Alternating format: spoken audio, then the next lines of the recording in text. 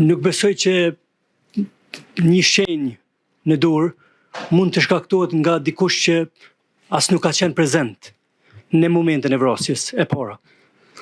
Por prokuroria në aktakuzën e saj pohon që kjo shenjë është shkaktuar nga une, sepse si pasaj kam mbajtur bashortën time për, si që thot kjo, për mos t'ju shmongur plumbit.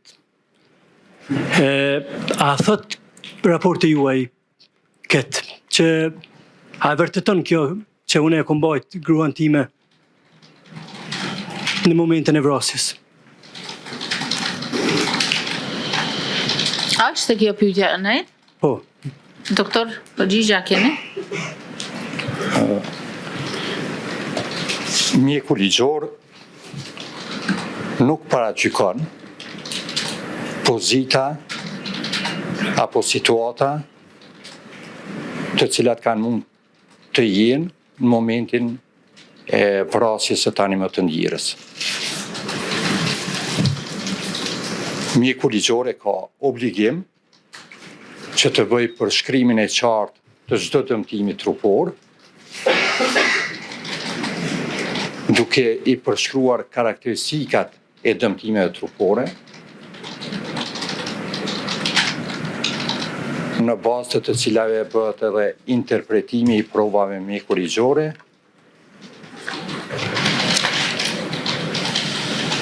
për prokurorin e shtetit në fazat e hetimit,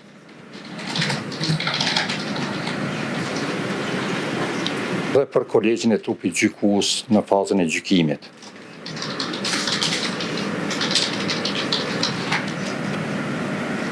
Prandaj është shumë normale që në një raport autopsie nuk mund të shënohen pohimet e tilla. E more përgjigjen ai? Po, doktor, ju në raportin tuaj tregoni që dëmtimi është shkaktuar në periudhën kohore jo me gjatë se 1 orë para vdekjes. Që do të thotë, ka mund të ndodhë 59 minuta para vdekjes ose 10 sekonda para vdekjes. A është saktë kjo? 59 minuta apo 10 sekonda para vdekjes. Është saktë kjo. Kjo ka mund të shkojë deri në 3 orë para vdekjes. Në raport thuhet 1 orë.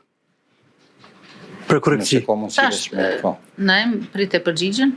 Kjo ka mund të shkojë anëherë deri në 3 orë, prej 0 deri në 3 orë para momentit të vdekjes. Prej 0 deri në 3 orë para momentit të vdekjes. Pasi që, siç e theksuam më herët,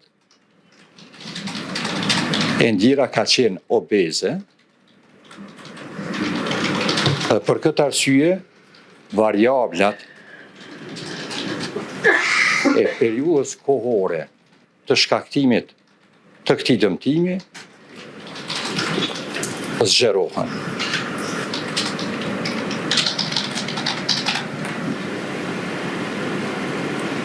A ki qartë? Po, edhe një pyetje, doktor. A përjashtohet mundësia e vetë lëndimit në momentin në tentativë për të ikur apo diçka tillë? Po. Jo, nuk mund të përjashtoj. Unë nuk mund të përjashtoj. Edhe nuk është detyre e mia. Shënjestër.net